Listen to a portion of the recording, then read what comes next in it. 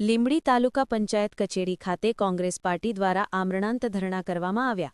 લીંબડી તાલુકાના નટવરગઢ ગામ શૌચાલયમાં ભ્રષ્ટાચાર થયાના આક્ષેપ સાથે કોંગ્રેસના મહિલા પ્રમુખ પુષ્પાબેન વાઢેર દ્વારા ન્યાયની માગણી સાથે અને શૌચાલયમાં આદરેલ ભ્રષ્ટાચારી સામે ફરિયાદ દાખલ કરવા બાબતે આ ધરણા કરવામાં આવ્યા હતા. સુરેન્દ્રનગર જિલ્લા મહિલા પ્રમુખ ઝરણાબેન જાની, જિલ્લા મહિલા ઉપપ્રમુખ નિર્મલાબેન ખેર, પૂર્વ કોંગ્રેસના પ્રમુખ ખુશાલભાઈ જાદવ, લીંબડી શહેર પ્રમુખ ભરવાડ, દાનાભાઈ ભરવાડ, મનસુખભાઈ સોલંકી સહિતના કોંગ્રેસી આગેવાનો, હોદ્દેદારો અને કાર્યકરો પણ આ આમરણાંત ધરણામાં જોડાયા હતા. આ સમય દરમિયાન કોંગ્રેસી આગેવાનો દ્વારા ભ્રષ્ટાચાર બાબત સૂત્રોચ્ચાર પણ કરવામાં આવ્યા હતા. કલ્પેશ વાઢેરનો રિપોર્ટ, સુરેન્દ્રનગર.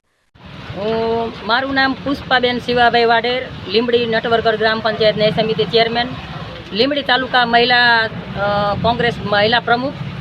નટવરગઢની અંદર જે શૌચાલય બનાવવામાં આવ્યા છે, બનાવ્યા વગર મહિલા એકતા સહસા જૂથમાંથી બારોબાર પૈસા ઉપડી ગયા છે.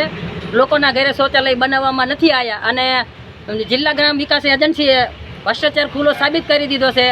કલેક્ટર સાહેબે હુકમ કર્યો છે, એના 4 મહિના થવા આવ્યા. ટીડીઓ સાહેબને હુકમ કર્યો છે કે જે તે ભ્રષ્ટાચારીઓને ઉપર ફરિયાદ દાખલ કરવામાં આવે. તો ટીડીઓ સાહેબ કોની નજર હેઠે એફઆઈઆર દાખલ નથી કરતા અને ભ્રષ્ટાચારીઓને સાવરે છે. ગુજરાતભરના તાજા સમાચાર મેળવવા માટે અમારી ગુજરાત નેશનલ ટીવી ન્યૂઝને સબસ્ક્રાઇબ કરો, બેલ આઇકોન પર ક્લિક કરો.